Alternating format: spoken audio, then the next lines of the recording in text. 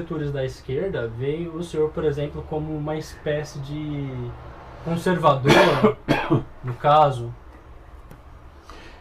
Em primeiro lugar, o que a gente chamaria de esquerda, né? O que é esquerda? É uma discussão bastante interessante, é antiga e interessante, da qual a gente não deve fugir.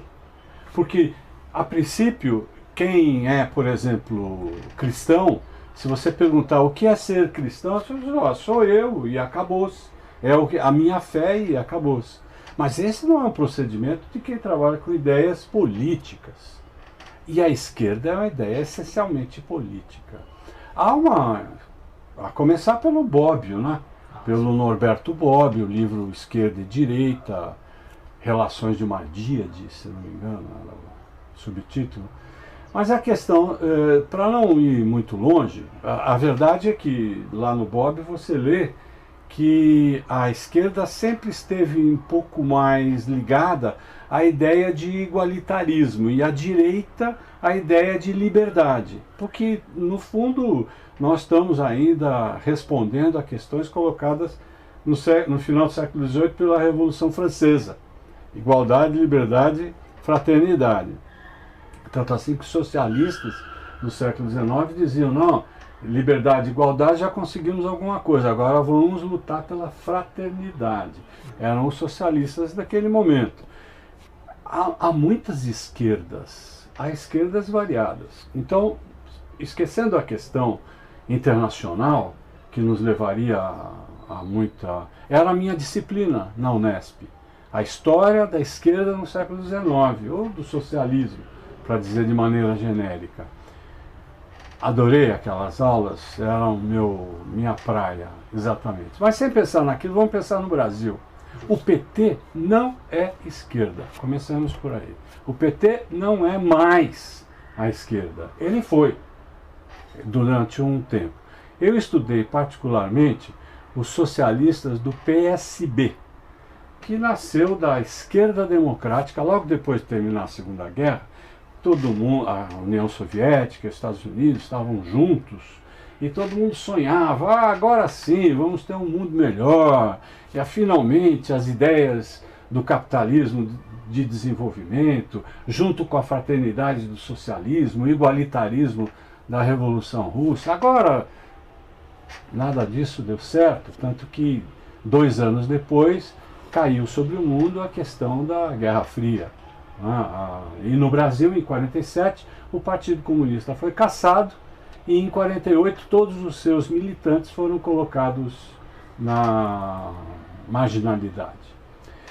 O que acontece? A esquerda democrática nasceu em 1945 apoiando não o Getúlio Vargas, que naquele momento se mostrava, entre aspas, um esquerdista, porque falava de imperialismo, enfim, do nacionalismo brasileiro, mas a esquerda democrática tentou se colocar entre o conservadorismo de grupos da elite brasileira de tempos atrás, PSD, do Vargas, ou mesmo o PTB, os sindicalistas, etc., e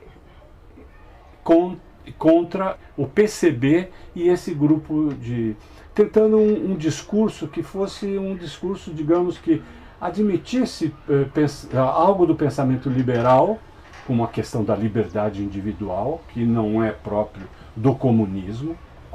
As experiências comunistas no mundo aboliram a liberdade individual, você não tinha direito de andar com esse chapéu nos sistemas comunistas. O grande comunista, criador de música, Mário Lago, que era comunista, não podia usar perfume, porque o Partido Comunista acreditava que quem usasse perfume era burguês. E, portanto, ele não podia fazer isso. Eu estava falando dessa esquerda que nasce em 1945, com o otimismo do fim da Segunda Guerra, que é uma esquerda que se opõe ao comunismo, ao Partido Comunista Brasileiro, e que se opõe à velha dominação da elite.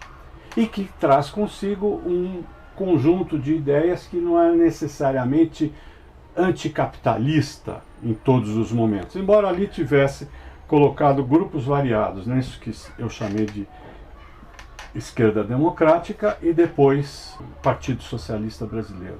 Ele viveu entre 45 e 65, que foi o AI-2 que cortou, com a ditadura militar, a existência de todos os partidos, criou o bipartidarismo em 65, MDB e Arena. Eu estava falando dele para dizer que, naquele momento, os comunistas, por exemplo, acoimavam, ofendiam, xingavam estes tipos de socialistas como entreguistas, como capitalistas enrustidos, como, enfim, os nomes mais feios que a gente imaginar. Tanto assim que me contou o professor Antônio Cândido, quando foi isso? Foi em 50 e qualquer coisa, 52, 53, que ele vinha caminhando pela Praça Dom José Gaspar, que é atrás da Biblioteca Municipal de São Paulo, lá no centro,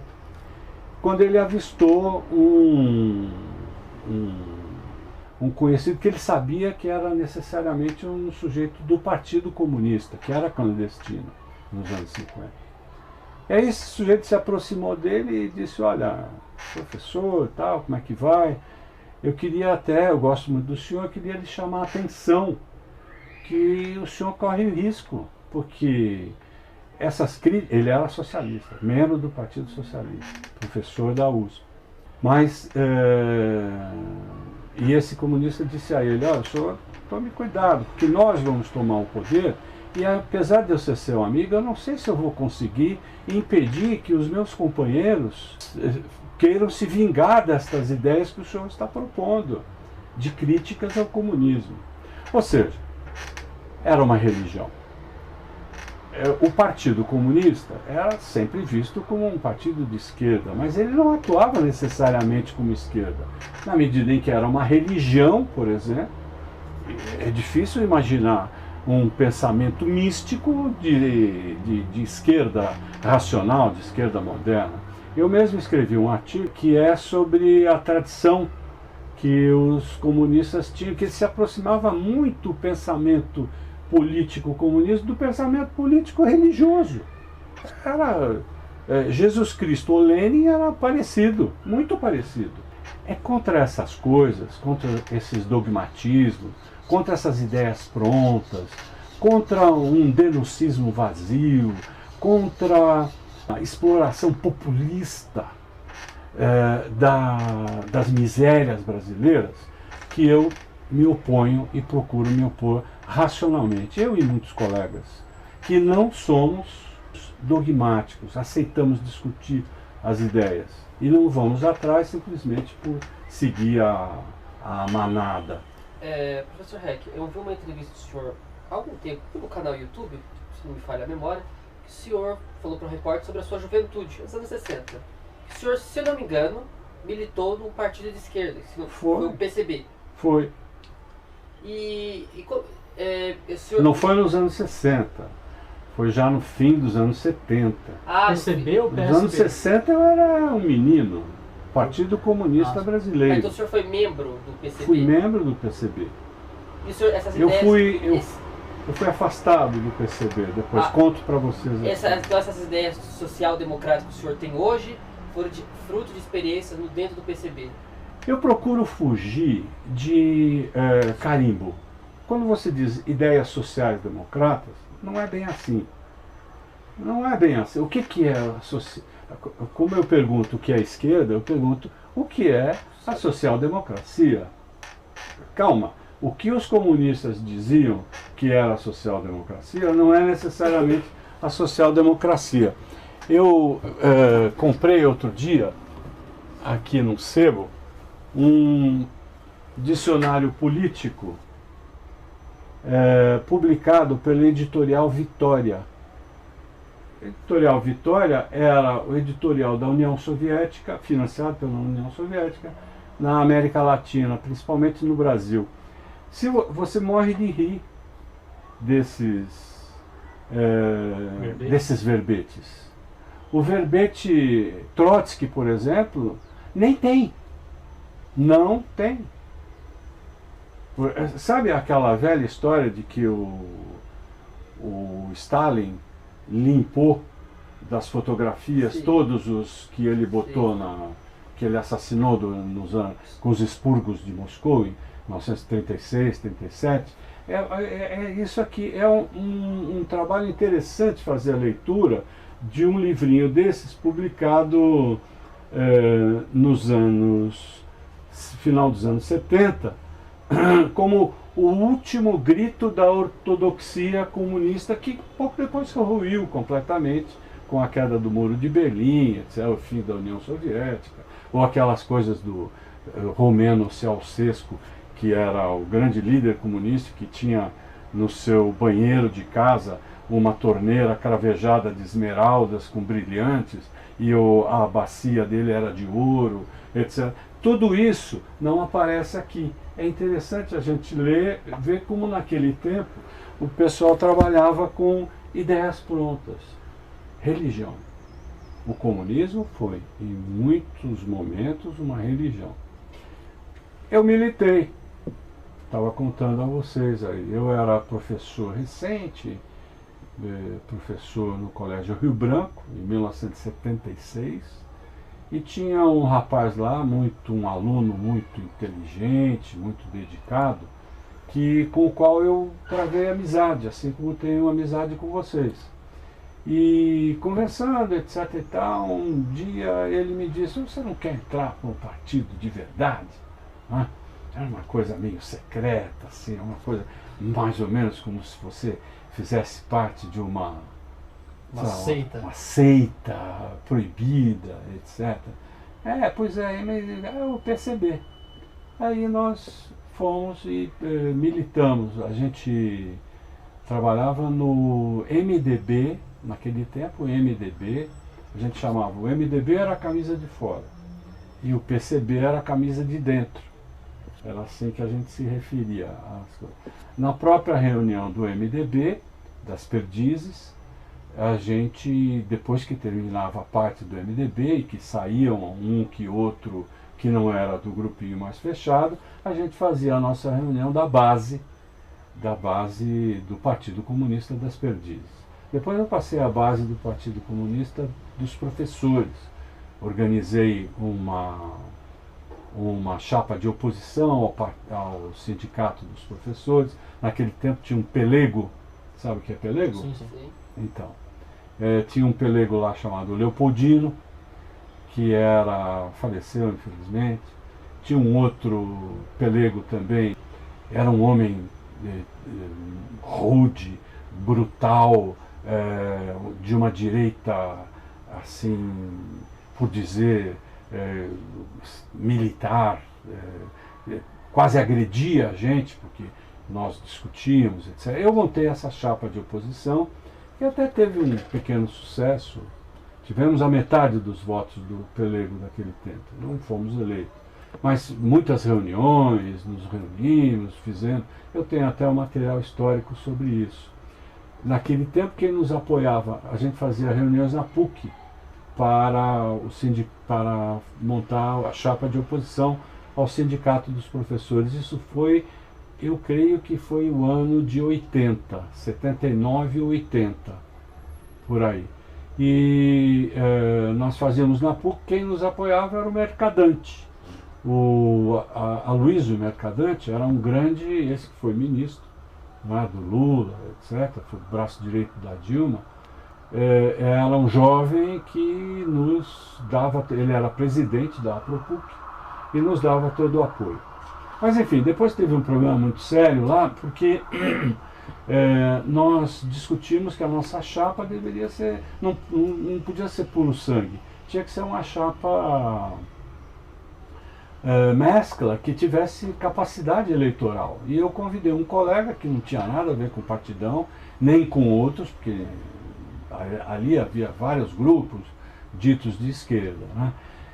E convidei um sujeito que era um professor do Colégio Rio Branco, onde eu dava aula, que não tinha nada de político e tal, e no final esse cara nos traiu, foi apoiar ele, colocado como presidente da nossa chapa, foi apoiar o pelego.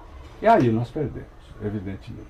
Foi por isso que houve um pleno Vocês não sabem, o nome pleno era a Assembleia do Partido Comunista que existia, que era clandestina. E houve um pleno em que alguns colegas meus, que hoje são professores da Unesp, até alguns aposentados, como eu, dirigiam esse pleno. Havia muitos colegas que faziam parte desse grupo e que eram professores universitários e professores secundários. E aí eles decidiram que deveriam me afastar do partido, porque eu tinha sido, a expressão da época era voluntarista. Eu não segui as regras do partido, fui voluntarista, convidei esse colega que depois nos traiu e que isso teria sido uma péssima conduta política. Eu não era um bom comunista, portanto, e aí eu fui afastado. Era afastado por 6 meses, acabei deixando completamente o partido. Isso foi no começo dos anos 80. Professor Reck, deixa eu fazer uma pergunta para o senhor, já que o senhor está falando dos anos 70 e 80, vamos voltar um pouquinho para os anos 60. Nós ouvimos muito, as pessoas debateram muito que no Brasil não houve ditadura, houve regime militar. O senhor acha que houve realmente, o senhor teve ditadura no Brasil mesmo? E como que o senhor viveu essa época? Quando eu estive na direção da Revista Brasileira de História, eu fiz um número, que depois posso mostrar a vocês, só sobre o golpe de 64. O título era esse, justamente, o golpe de 64, vários professores discutindo o que teria sido aquilo, etc. Mas entre 64 e 68, 69, eu estava no colégio ainda. Eu era um meninão. Né? Discutia muito com meu pai, que apoiava aquele movimento, e eu era contra já, como garoto já era contra. Você imagina, tal. Agora, pensando a partir da perspectiva dos dias de hoje, a perspectiva histórica, etc., não tenho a menor dúvida que foi um golpe. Claro, o Auro de Moura Andrade, que presidia a Câmara dos Deputados, entendeu que a presidência da República estava vazia quando o presidente Goulart estava ainda em território nacional.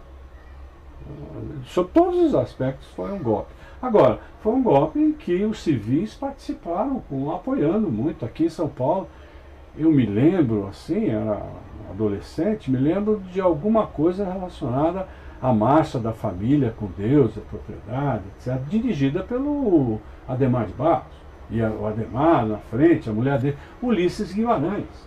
O grande Ulisses, nosso orgulho da seriedade, o senhor Constituição, em 88, estava lá marchando contra os comunistas naquela época.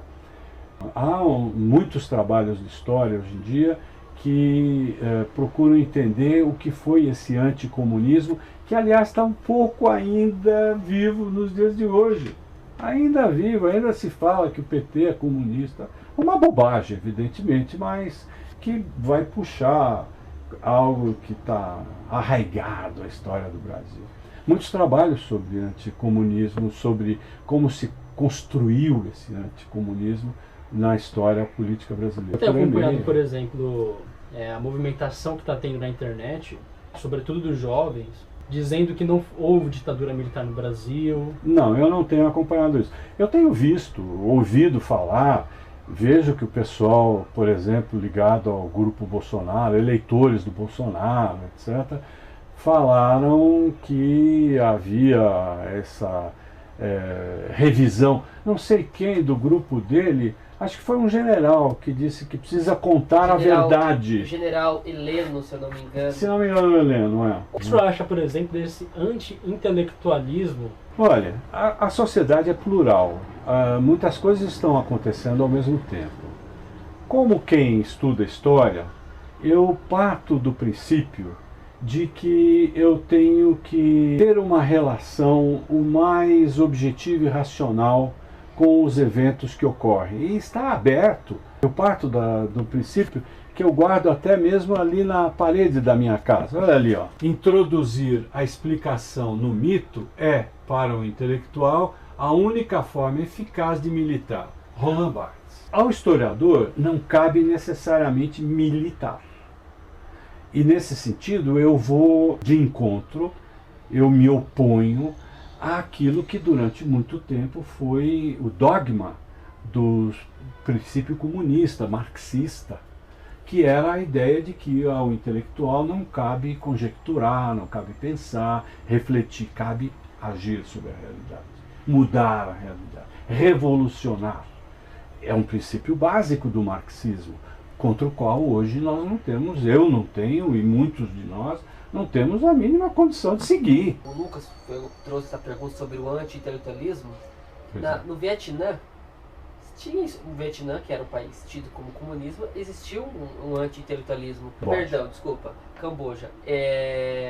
Quem usava óculos era tido como vivia em cidade? Ele foi uma continuação do stalinismo não sei piorado. Se piorado. Ele foi, porque o Stalin morreu em 52, ele foi, então ele continuou esse stalinismo. Ele e o ditador da Albânia, que eu não me lembro o nome agora. Todos os países comunistas, inclusive a União Soviética. Gorbachev. Claro, toda aquela nomenclatura lá da União Soviética era stalinista quase até antes do Gorbachev. Aliás, eu não quero perder o fio da meada, mas decifrem isso aqui para mim, falando desse assunto. Quem decifrar merece um copo de cerveja. Eu ganhei, eu fui lá e me deram esse cartaz. E está escrito ali, ó, Rússia, URSS, 1914-1991, changement de regard, mudança de olhares. Agora tentem interpretar. Então, vejam aí, ó, mudança de olhares. 1914, 1991. O que aconteceu em 14? A Primeira Guerra, era a Rússia ainda imperial, e pouco depois virou o RSS, Sim. República Comunista. Né? Em 91 a República caiu. Então, aí você pega embaixo, 14. Quem é aquele verde com a barbichinha? É o Lenin. A barbichinha do Lenin. E esse bigodão aqui? Quem é esse bigodão? Esse é o Stalin, claro. E quem é a sobrancelha pesada lá? Gorbachev. É o Gorbachev. Não, que Gorbachev? É o principal governante da Rússia stalinista. E o Gorbachev é a careca com a mancha. Então você tem a mudança desde a implantação do sistema soviético até o fim dele. O Gorbachev. Foi o Gorbachev que fez a grande mudança. Interessante, porque depois que você vê, fala, é claro, né? Extremamente metafórico. É extremamente metafórico, exatamente. O meu voto no Major Olímpio foi isso, professor. A gente tem que ter essa segurança, pelo amor de Deus. Se você votou num pacote, né? Um pacote bem maior do que esse, né?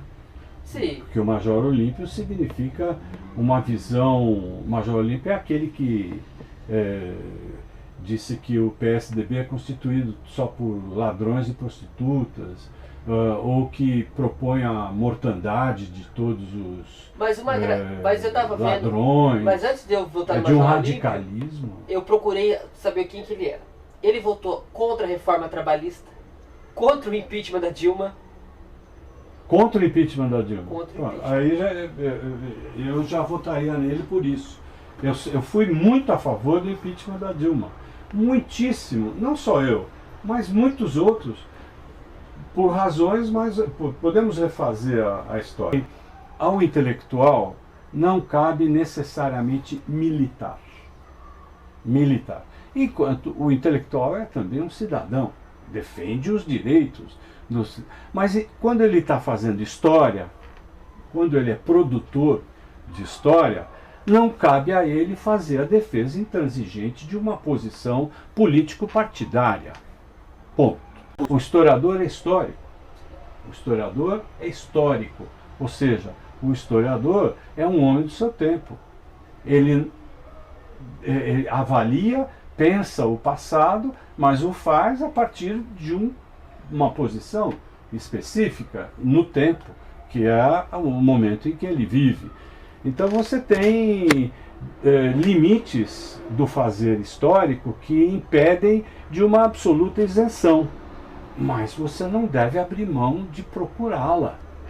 Eu estou trabalhando lá na faculdade que vocês fizeram e a gente está lendo 3 autores que eu acredito que são básicos, fundamentais para o trabalho, e o resultado tem sido muito bom, que é o Colin Wood, um clássico do pensamento histórico, que é o Edward Howlett Carr e o Richard Evans, que eu acredito que dão os princípios básicos para que você possa se situar nesse conjunto, nesse magma de pensamentos que vão enchendo a cabeça da gente. O primeiro princípio de todos nós deve ser o de duvidar ou negar. Não negar para se opor peremptoriamente, mas negar porque a negação, a dúvida, é criativa.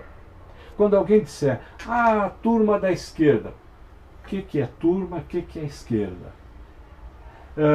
O PT, que PT?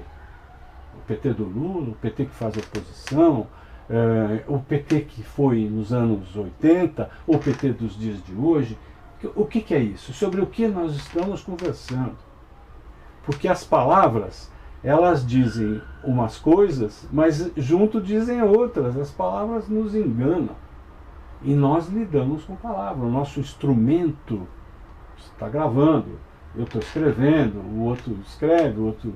Enfim, nosso instrumento são palavras. E as palavras não são como os números. 2 e 2 dá 4, mais 1, 5. O Michel Certeau fala disso, né, na escrita da história. Claro, claro.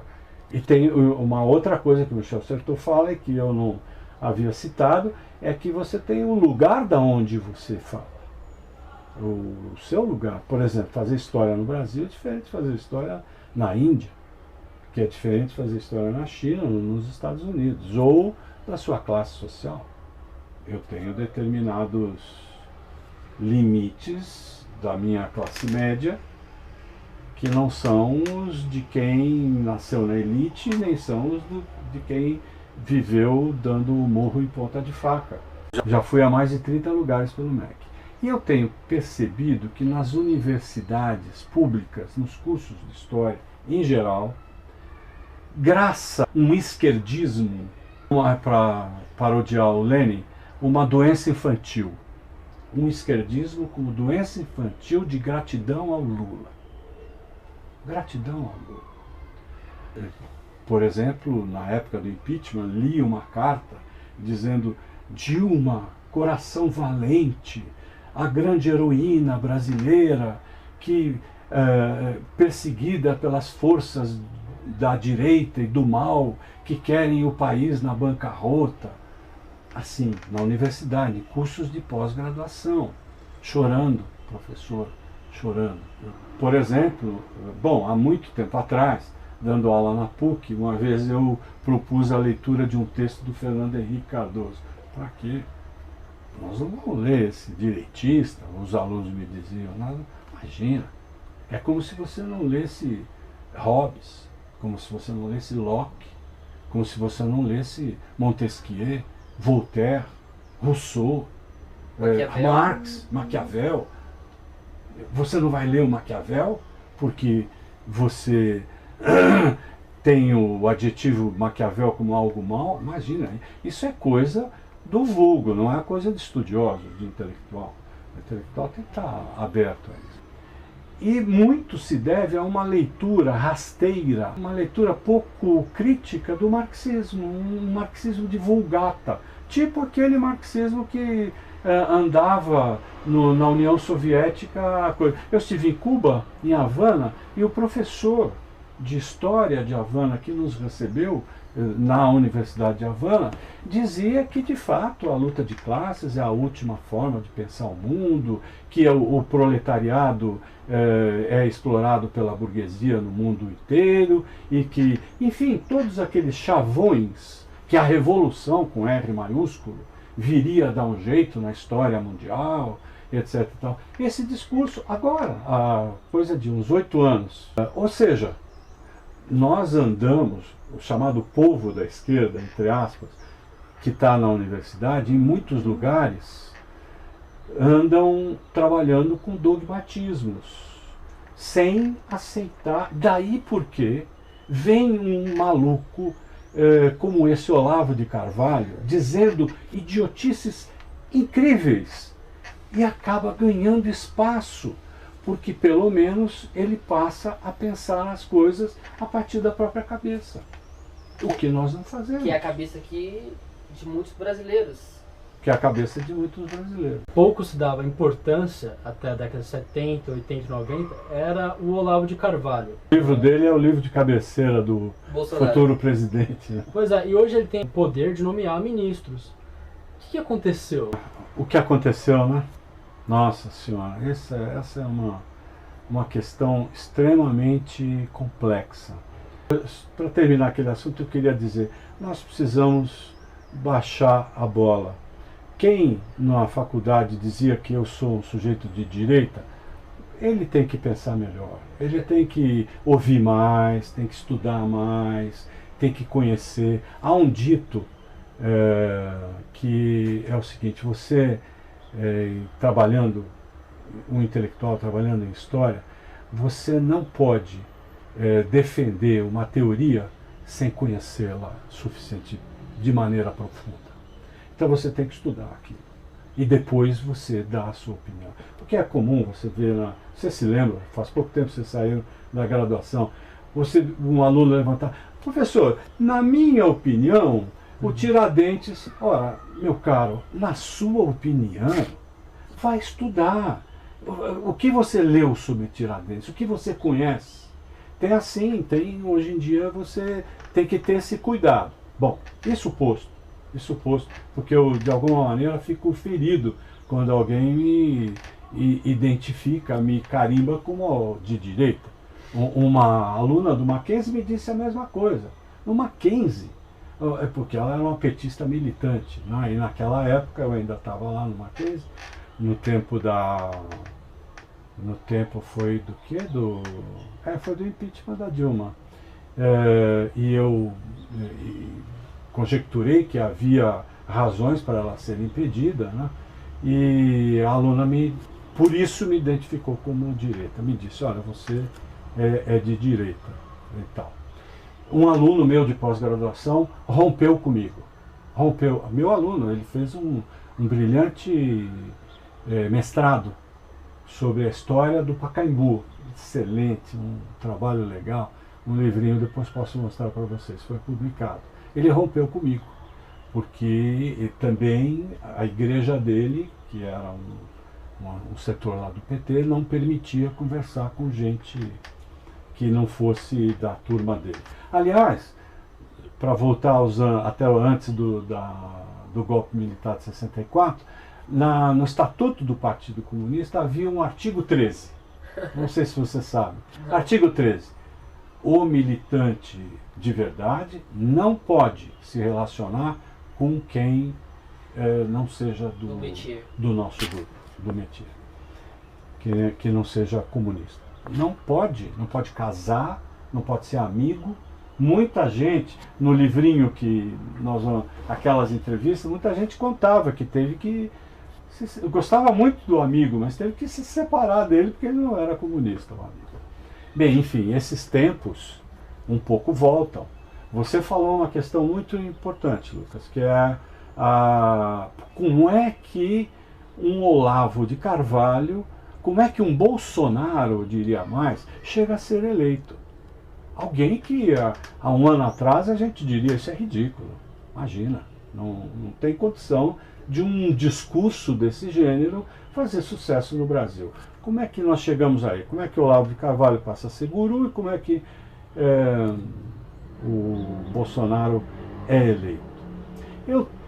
Isso, a meu ver, tem muito, eu andei escrevendo um pouco sobre isso.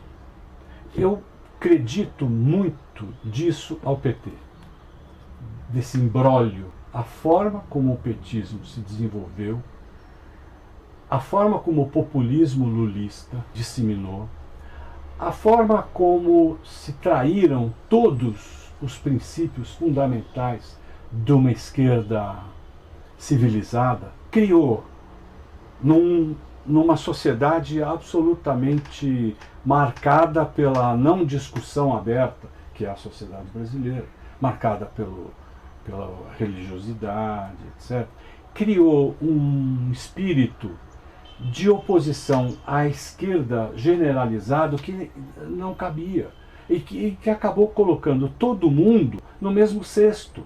De tal maneira que nessas eleições de agora, o que se viu não era gente votando no Bolsonaro, na maioria. Claro, havia ali uns 15, 20% direitistas militantes, gente horrível, gente que quer a morte, enfim, anti-imigrantismo, enfim, todos esses dogmas típicos de direita, pela aquele símbolo da matança, etc. E tal. Há uns 20%, mas ele teve 60% dos votos dos brasileiros no segundo turno.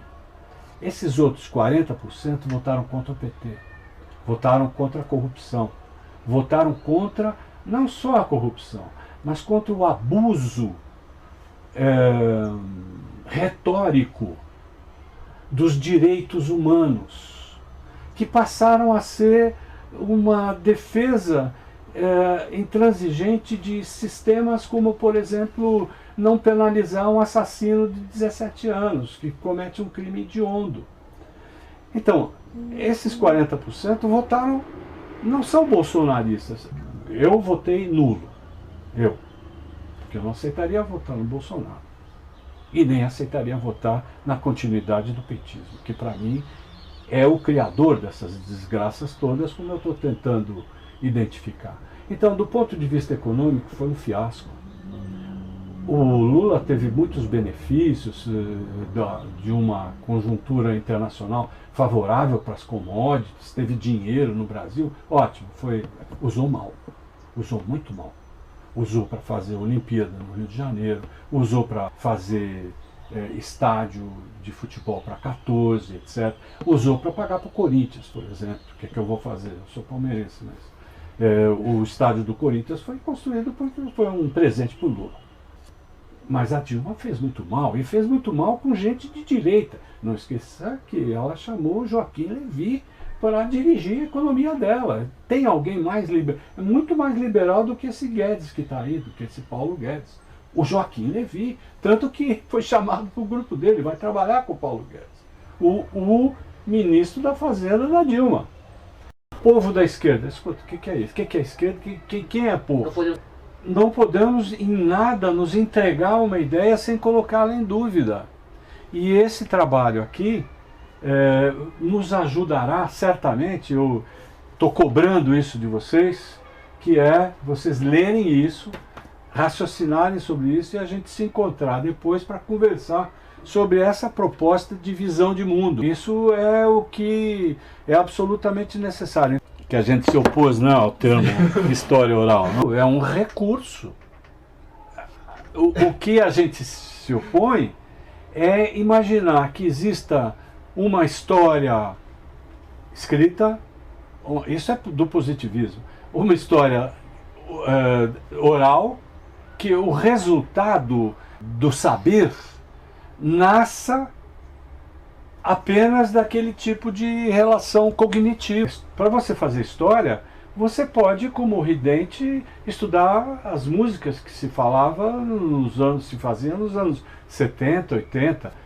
O que você vai fazer? Você vai ouvir as canções. As letras. Vai ouvir. Aí você vai dizer, não, existe uma história auditiva, que não é a história oral, que não é a história visiva, que não é a história tátil.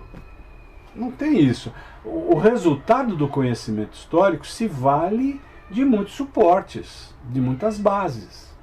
não é? E você delas usa esses recursos para construir um conhecimento histórico. Aí, por exemplo, o senhor que trabalhou com entrevistas, inclusive nesse trabalho que nós participamos, eu e o Rafael, eu vou mostrar a capa para vocês depois, está muito linda. Maravilha. Os encontros com essas pessoas, elas tinham uma dinâmica. Sim. E você acha que essa dinâmica do encontro, enfim, do Wilson Raal girando um copo de uísque, o uísque girando um copo com gelo... Exato, dá para ouvir, né? Dava para ouvir. Você acha que esse tipo de coisa tátil dá para perceber no texto? Aliás, isso tem importância para o senhor? Dentro da sua percepção, essa coisa assim mais sensível do olhar, dos silêncios. Às vezes você toca assim em questões sensíveis, a pessoa chora. Claro, sem a menor dúvida. Evidentemente, são características do recurso que você está se valendo, não é? É como quando, por exemplo, eu legitimamente posso usar um romance para obter informações para a construção do conhecimento histórico. Eu tenho que levar em consideração a retórica do autor, as emoções, as personagens, assim como eu tenho que levar em consideração o Wilson Raal virando o gelinho do uísque dele e confessando que, embora socialista, não sei o que, ficou milionário com uma jogada jurídica lá que ele fez. Defendeu 1.200 ferroviários e ganhou 30% de cada processo que ele conseguiu. Aí ele ficou rico de uma hora para outra. Mas o que eu quero dizer é que, inclusive, quando a gente... Um pouco do que nós já falamos, né? Palavras, que estranha a potência vossa, dizia já a Cecília Meirelles no Romanceiro da Inconfidência. As palavras têm uma potência espetacular. Então, a gente usa a palavra história de uma maneira de uma maneira vulgar, de uma maneira muito pouco precisa. E nós, que cuidamos desse tipo de assunto, cada vez temos que nos tornar mais conscientes de que ela tem vários significados. Polissêmica, exatamente, é uma palavra polissêmica, porque, por um lado, ela representa o passado. Eu falo história, isso é uma coisa da história, ou seja, com H minúsculo, H maiúsculo. H maiúsculo, ou história ficcional, ou isso e aquilo, ou história com H, ou história com E. Mas, na verdade, é que a gente tem, quando eu digo assim que não existe uma história oral, eu quero dizer que não se constroem histórias apenas a partir de uma fonte de informação. Isso são os métodos de coleta de informações. Ou você faz uma entrevista com um sujeito sobre a vida dele, e ele fala livremente sobre a vida, ou você fala sobre um tema. Queremos falar sobre a Revolução Russa. São formas de colher a informação.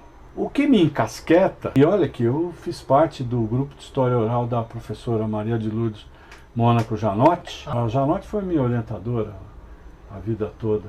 Eu adoro a Janotti. É um símbolo de dignidade no trabalho, de ética do profissional, sabe?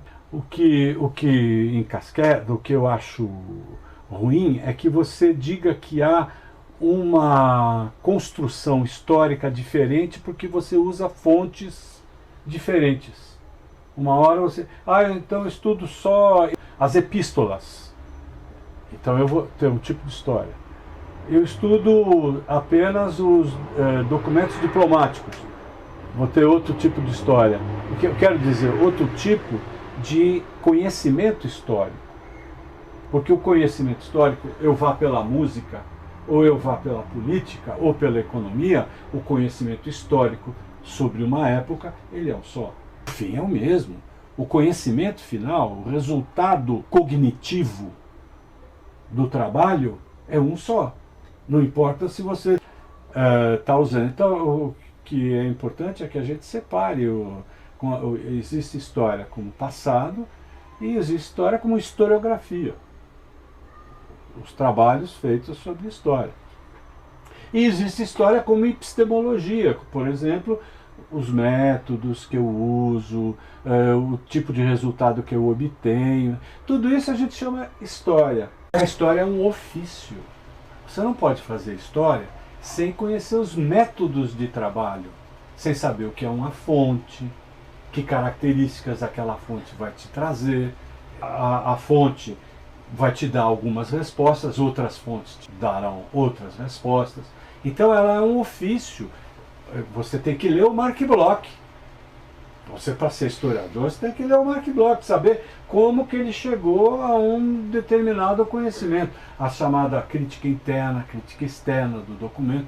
Tudo isso é um ofício, são ferramentas que você usa para o conhecimento histórico. Então ele é criativo, ele é arte, ele é ofício, mas ele é ciência também. Também é ciência, também é conhecimento. É capacidade que você tem de reconstruir com alguma veracidade aquilo que aconteceu. Então vamos dizer que tem algum aluno que esteja assistindo isso. E de repente, ele não teve a oportunidade de ter uma carga de leitura necessária. Supondo que essa pessoa tenha tesão pelo ofício do historiador, por onde essa pessoa deve começar? Bem, fazer um bom curso, ser um bom aluno, tirar 10 em tudo. Como vocês foram bons alunos. Começa por aí. O senhor acha que eu fui bom aluno? Você foi bom aluno porque você é criativo. Você é uma pessoa que sai do ramerrão, almeja conhecer algo mais do que simplesmente aquilo que é burocrático. Então, nesse caso, você foi um bom aluno. Mas o Lucas foi mais dedicado que você. Leu mais, estudou mais. Sim. Então, nós estamos diante de duas pessoas que têm seus méritos. Cada um tem seus méritos. Ok. Então, respondendo à sua questão, estudar. Arrumar um tempo. Eu, quando era um jovem ambicioso por estudar história, o meu pai tinha uma agência de propaganda. Eu podia ter seguido o meu pai. Eu trabalhei com ele. Eu poderia ter sido um pequeno empresário, talvez um empresário de sucesso. Depois, talvez eu ganhasse muito dinheiro. Talvez. É possível. Mas eu optei por estudar, por ter meu tempo. Mas é claro que eu era de uma família privilegiada. Eu tinha um staff, uma situação que me permitia não ter que trabalhar 10 horas por dia. Então, na medida que eu pude, eu fiz uma espécie de opção pela profissão. Sabia que eu não vou ficar rico com isso, mas eu vou fazer o que eu quero. Vou escrever meus livros, vou estudar, vou ter meu tempo para mim. Como que foi o senhor falou para o seu pai que você queria fazer história. Como que foi, professor? Teve choque? Na minha família teve. Quando eu decidi fazer o curso, no vestibular, o meu pai era um homem antigo, né? Ele disse assim, mas isso é coisa de mulher. Você vai fazer curso de corte e costura? Isso aí é corte e costura? Pouco tem a ver com um estudo sério. Você tem que ser, como toda elite... Médico, advogado... Exatamente. Engenheiro. Médico, advogado e engenheiro. Eram as 3 formas únicas de você fazer alguma coisa. Tem que ter essa luta, essa garra e ao mesmo tempo a indignação com relação às coisas prontas. Quais são os atributos de um bom historiador? A ética do trabalho é fundamental. A ética entendo no sentido de que você não pode ter partes veladas das suas intenções. Então, se você quer estudar o Visconde de Cairu, você deve dizer por que razões você quer estudar o Visconde de Cairu. E você terá de ser o máximo honesto possível. Então, a ética é fundamental. A moderação. Você não pode estar radicalizando com ideias que não são suas. Porque trabalhar com história é trabalhar com ideias que não são... alheias. As ideias dos outros. As ideias dos outros. E a dedicação, a capacidade de você se entregar àquele trabalho para fazê-lo de forma o mais competente possível. Então, você tem que ouvir sempre o outro e evidentemente, uma certa visão fraternal da humanidade, algo que está fora do contexto contemporâneo, essa coisa de muito regionalismo ou muito perseguição por causa de ideias, patrulhas ideológicas, isso aí não funciona. O historiador é um desvendador, ele deve estudar tudo, ele deve se abrir a todas as questões. Vocês tiveram pouco tempo de estudos. Muito pouco tempo de estudo. Você tem que ter uma visão de realidade de que aquela faculdade é interessante, porque descortinou, abriu um monte de perspectivas para vocês, mas tem que aprofundar muito mais isso. Tem que ir buscar lá no fundo do poço. Tem que não se satisfazer com o que lhes foi apresentado na faculdade. Em nenhuma faculdade. Eu fiz a USP. E eu saí, como diziam os meus colegas, a gente vai aprender história mesmo quando você vai ter que dar aula. Sim. Você vai ter que dar aula, aí sim você vai. Mas, claro, eu tive professores maravilhosos. O senhor pode citar um, professor? Claro, o professor Fernando Novaes é um luminar da história, um homem. Tinha uma colega que, eu não sei se eu contei, eu conto essa piada sempre em sala de aula, mas não é piada, é verdade.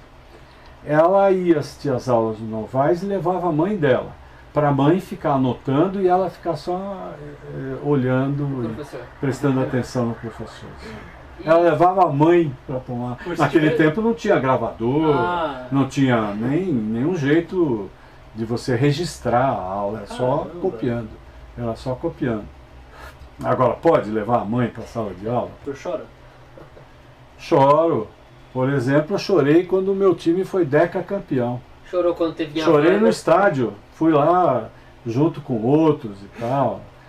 Quando lembro de pessoas, hoje em dia eu tenho mais gente querida no etéreo do que na vida real, meus pais, mas então eu choro por eles. Para que a gente possa terminar, professor, o que é a vida? Eu só sei da minha vida, no geral é muito difícil. Alexandre Hecker, o que é a vida?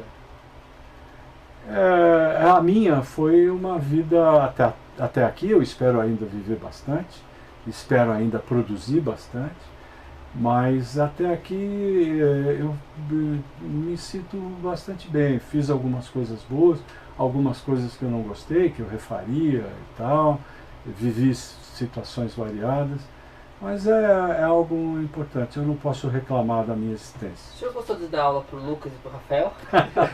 Sem dúvida, vocês são bons alunos, senão não estaríamos aqui.